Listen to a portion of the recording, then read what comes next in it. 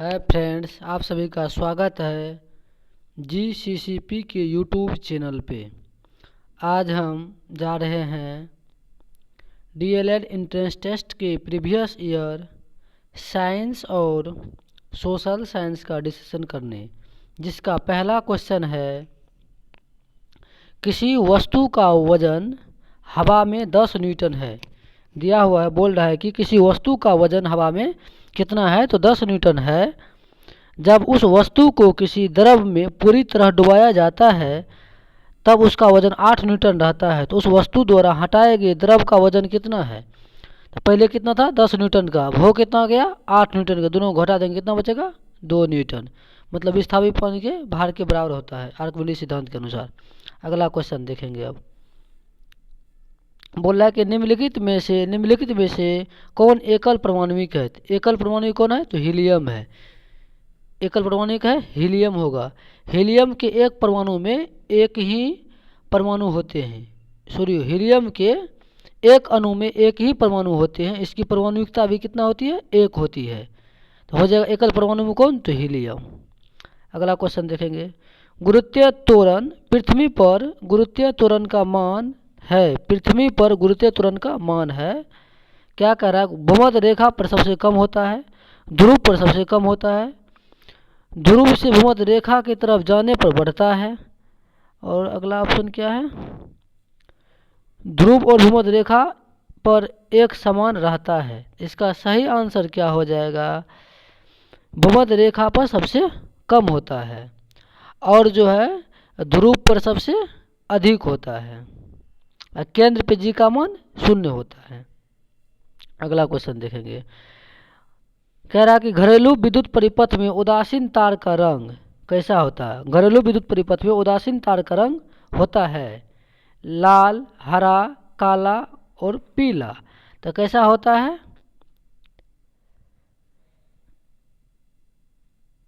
काला होता है। घरेलू विद्युत परिपथ में तार का रंग, उदासीन तार का रंग कैसा होता है? काला होता है। 3 प्रकार के तार होते हैं। जो काला होता है वो उदासीन होता है, जो लाल होता है वो आवेशित होता है, और जो हरे रंग का होता है वो आधार, जिसको अर्थ बोलते हैं, अर्थ होता है। अगला क्वेश्चन देखेंगे। इनमें से कौन सा लक्षण प्रभावी है? बीज का झुर्रीदार आकार, फूलों का शिखर स्थिति, बीज पत्रों का हरा रंग और फूलों की अक्षीय स्थिति। इसका सही आंसर क्या हो जाएगा? ऑप्शन नंबर डी, फूलों की अक्षीय स्थिति। अगला क्वेश्चन देखेंगे। निम्नलिखित में से कौन प्रोपेनाइल अम्ल का सूत्र है? दिया हुआ पहला ऑप्शन है CH3CO CH2 फिर CH2CH3। बी नंबर ऑप्शन है H bond C bond H bond C bond H bond C double bond O bond OH। तो हो जाएगा ऑप्शन नंबर बी इसका सही आंसर। अगला क्वेश्चन देखेंगे। रेटिना प्रकाश को परावर्तित करता है। बोल रहा है कि रेटिना प्रकाश को परावर्तित करता है विद्युत ऊर्जा में, विद्युत सिग्नल में, वास्तविक प्रतिबिंब में, इनमें से कोई नहीं। इसका क्या सही आंसर हो जाएगा? विद्युत सिग्नल में। ये जो होता है सुग्राही कोशिका सक्रिय हो जाता है इसके होने से। रेटिना प्रकाश जो है जो पड़ता है तो सुग्राही कोशिका जो है वह सक्रिय हो जाती है तथा विद्युत सिग्नल उत्पन्न करती है। ये सिग्नल जो है दृक् तंत्रिकाओं द्वारा मस्तिष्क तक पहुंचता है। अगला क्वेश्चन क्या है? निम्नलिखित में किस द्रव का वाष्पीकरण दर सर्वाधिक होता है? बोल रहा है किस द्रव का वाष्पीकरण दर जो है सर्वाधिक होता है? सर्वाधिक किसका? तो पेट्रोल का होता है। सबसे जल्दी यही उड़ता है, पेट्रोल ही। अगला क्वेश्चन देखेंगे। उन अंगों का नाम बताइए जो मनुष्य में उत्सर्जन प्रणाली को बनाते हैं।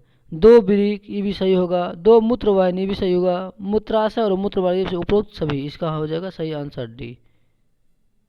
अगला क्वेश्चन देखेंगे। तत्व मैग्नीशियम सल्फर के साथ अभिक्रिया कर कौन सा बंधन बनाता है? बोल रहा है कि तत्व जो है मैग्नीशियम के साथ कौन अभिक्रिया करता है? तो सल्फर बनाता क्या है? मैग्नीशियम सल्फाइड बनाता है। क्या बनाता है? मैग्नीशियम सल्फाइड बनाता है। तो जो है अभिक्रिया जो करता है कौन सा बंधन बनाता है, तो हो जाएगा आयनिक बंधन, इसका सही आंसर।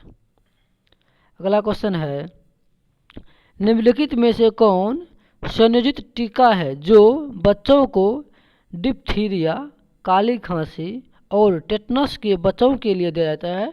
कौन सी टीका है? डीपीटी का टीका। जब बच्चों को काली खांसी न हो, डिप्थीरिया न हो, टेटनस न हो, तो इसके लिए कौन सी टीका? डीपीटी का टीका। और टीबी ना हो उसके लिए बीसीजी का टीका लगाया जाता है। एड्स ना हो उसके लिए एचआईवी का टीका लगाया जाता है।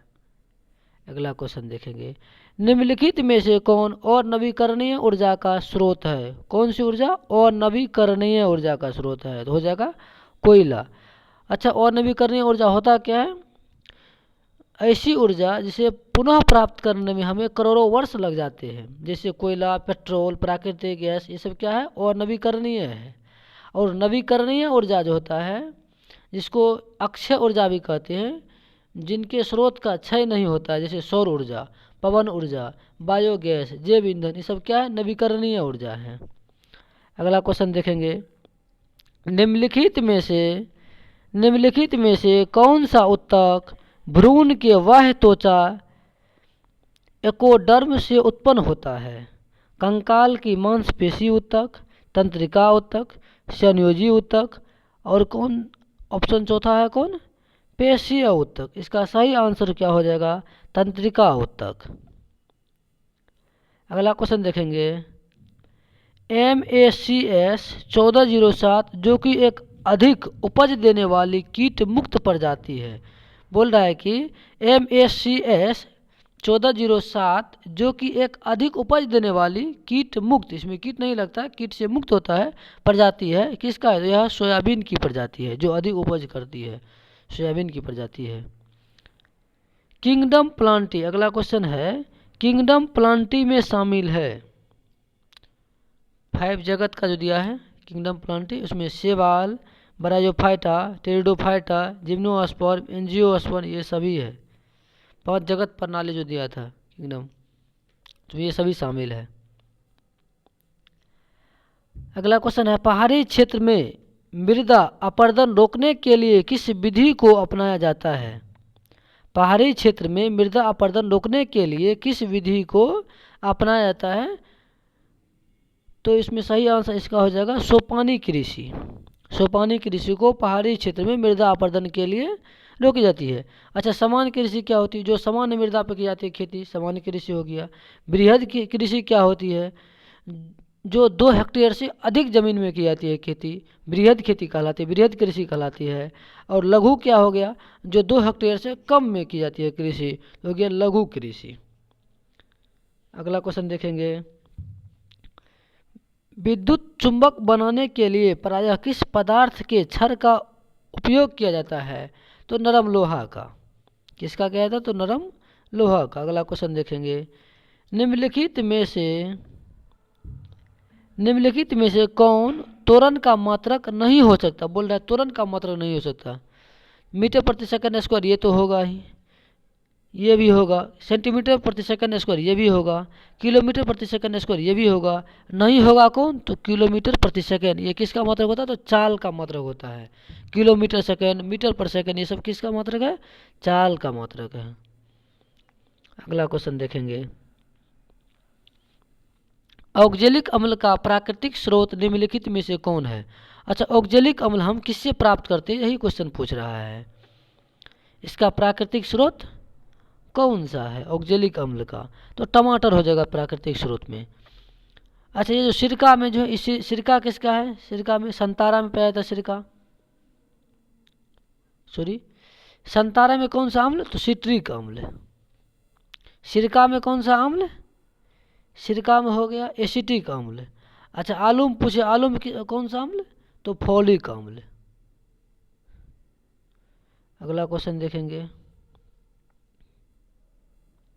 प्लाज्मा झिल्ली जिसको प्लाज्मा मेम्ब्रेन भी कहते हैं, किससे बनी होती है? प्रोटीन से, फॉस्फोलिपिड प्रोटीन से, प्रोटीन कार्बोहाइड्रेट फॉस्फोलिपिड से, प्रोटीन न्यूक्लियोटाइड्स हो जाएगा प्रोटीन, कार्बोहाइड्रेट और फॉस्फोलिपिड से। साइंस का यही समाप्त होता है। उसके बाद अब जाएंगे हम सामाजिक अध्ययन में, सोशल साइंस में। विश्व की कितनी प्रतिशत जनसंख्या भारत में निवास करती है? तो इसका सही आंसर हो जाएगा 17.59%। भारत में कोयले का सर्वप्रमुख उत्पादक राज्य है। कोयला का कौन सा राज्य सबसे अधिक उत्पादन करता है? तो छत्तीसगढ़ है। दूसरा कौन हो जाएगा? झारखंड हो जाएगा। अगला क्वेश्चन देखेंगे, मानचित्र में नीले रंग द्वारा किस भाग को दिखाया जाता है? अच्छा, नीले रंग द्वारा किसको दिखाया जाता है?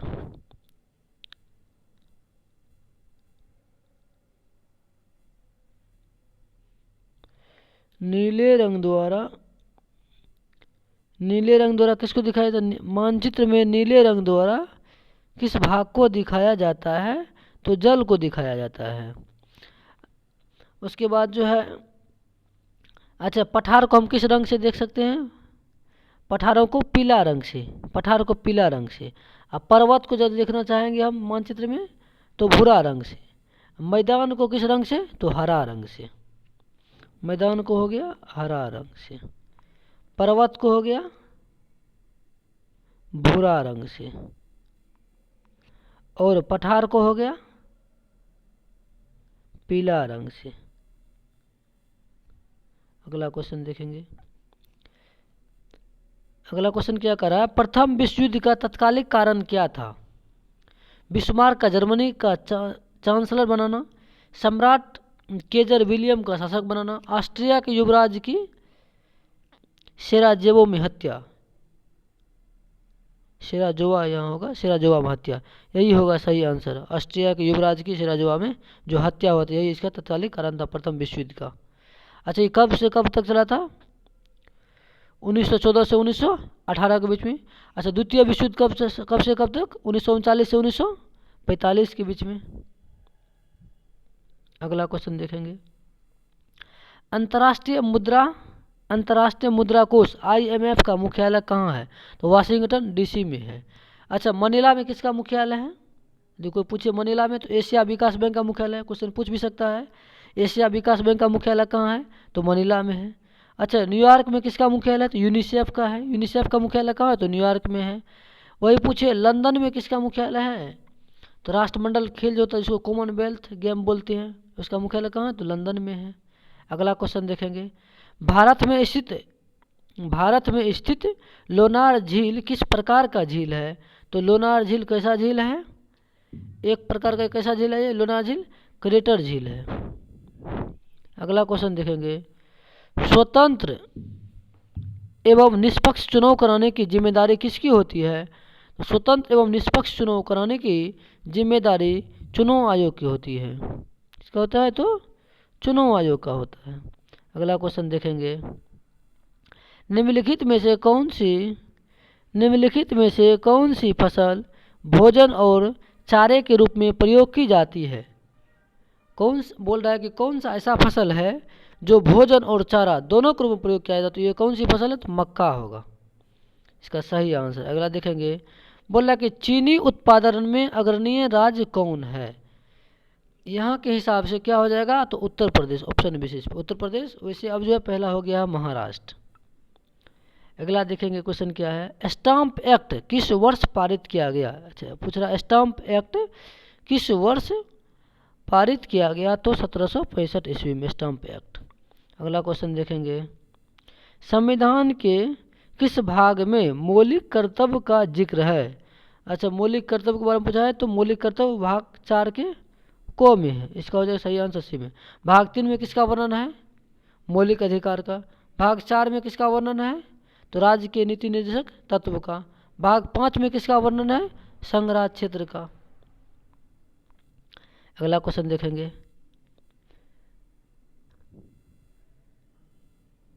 अगला क्वेश्चन क्या बोल रहा है, मानचित्र की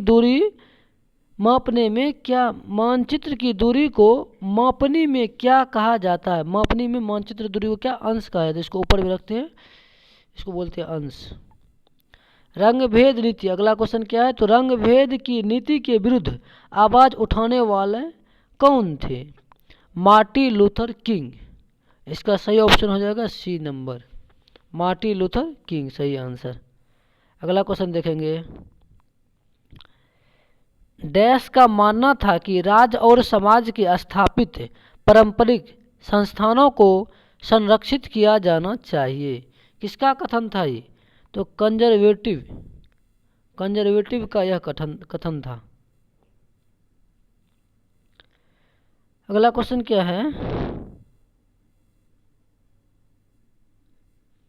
जून 1992 में पहले अंतर्राष्ट्रीय पृथ्वी शिखर सम्मेलन के लिए ब्राजील में डैश में 100 से अधिक राष्ट्रीय अध्यक्ष मिले। तो इसका सही आंसर हो जाएगा रियो डी जेनेरो। 1992 में क्या होता है, पृथ्वी शिखर सम्मेलन कहाँ होता है? रियो डी जेनेरो में।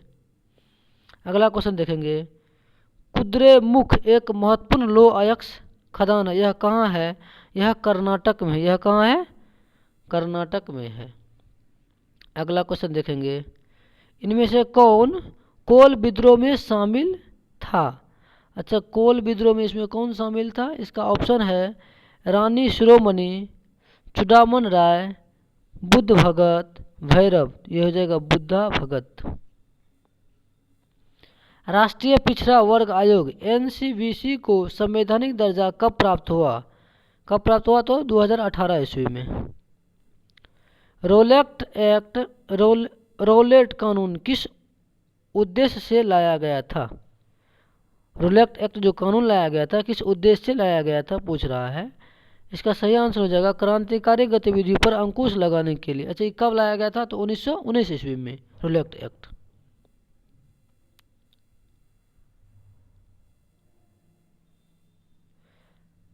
अगला क्वेश्चन और लास्ट क्वेश्चन है, किस बात से स्पष्ट होता है कि बिहार में लोकतंत्र की जड़ें गहरी है?